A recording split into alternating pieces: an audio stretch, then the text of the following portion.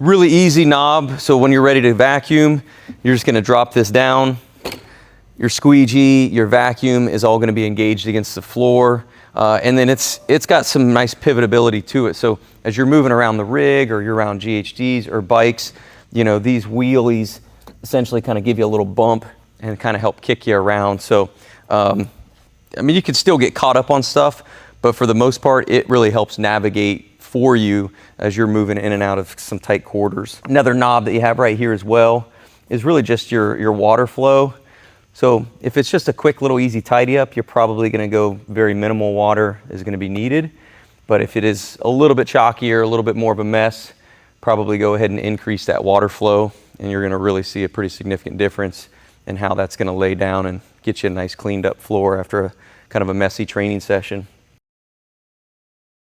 Yeah, front brush, little different from the older one. You know, the older one, you pretty much, it was all the way down or was all the way up. You didn't have it in between.